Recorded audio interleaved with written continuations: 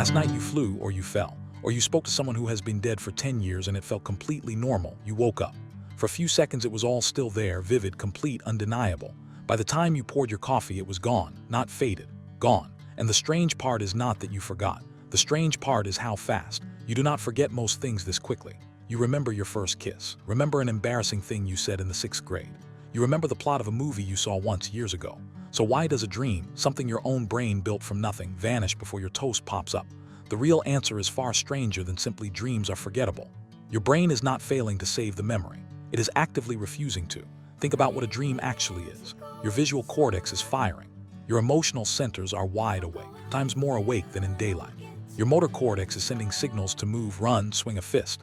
And yet you are lying still, eyes closed in a dark room. Somewhere, your brain is managing a full sensory experience while keeping your body offline. That is not a small trick. That is one of the most tightly controlled states your nervous system ever enters. Here is the part almost nobody knows. During REM sleep, the stage where most vivid dreaming happens, your brain dramatically cuts production of a chemical called norepinephrine. You do not need the technical term to understand what it does.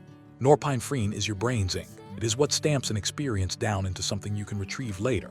When you are awake and something happens, that chemical helps burn the moment into memory. During REM sleep, the ink runs dry. Neuroscientist Robert Stickgold at Harvard has spent decades studying this exact gap. His research suggests the brain is not designed to file dreams away the way it files a phone number or a face. It is designed to let them go, on purpose. Why would evolution build a brain that experiences something so vivid and then deliberately erases it?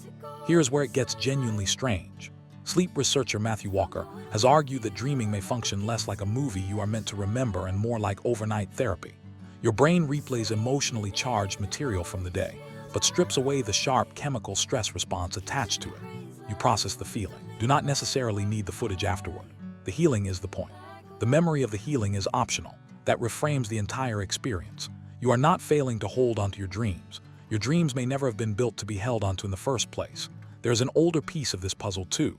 French researcher Michel Jouvet, one of the first scientists to map REM sleep in the 1960s, discovered that this stage is controlled by a small, ancient part of the brainstem, a region that predates almost everything about human intelligence. Jouvet's work showed that REM sleep is not some glitch of the modern human mind. It exists in cats. It exists in rats. Some researchers suspect versions of it exist in birds and even some reptiles. Whatever REM sleep is doing, it is old. It was doing its job long before humans had language to describe a dream the next morning. So picture it from that angle. A sleeping animal in the wild, briefly paralyzed, brain running at full simulation speed. That is not a safe state to linger in. There is real pressure, evolutionarily speaking, to get in. Process whatever needs processing and get out clean, without leaving a long trail of vivid, distracting memories cluttering up the next day's decision-making. An animal that woke up every morning replaying full dream narratives in perfect detail might be a slower, more distracted animal. Forgetting in this light is not a flaw. It might be the feature. Here is a detail that makes this even more concrete. If you wake up in the middle of a dream, or right at the end of REM sleep, you often remember it in extraordinary detail. Wake up 10 minutes later, after your brain has slid into the next sleep stage, and it is already dissolving. This is not random.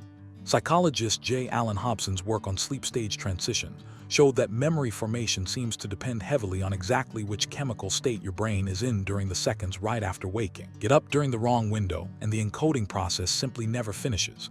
It is less like a memory fading and more like a photograph pulled out of the developing tray too early.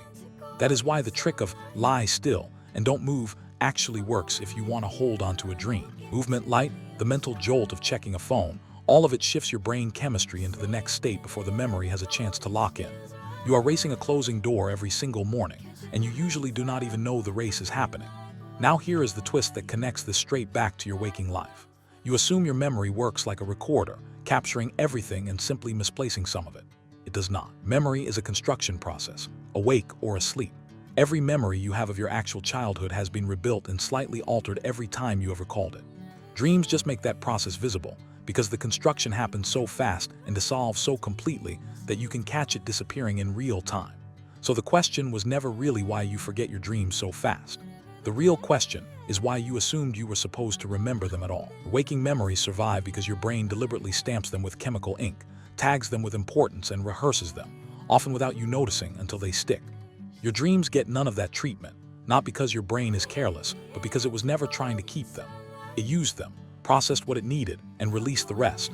The same way you might work through a difficult feeling in the shower and not need a written transcript of your own thoughts afterward. A night you will dream again. Something strange, something vivid, maybe something that feels important. And tomorrow morning, standing at the counter with your coffee, most of it will already be gone. Not because your brain failed you, because for one more night it did exactly what it was built to do.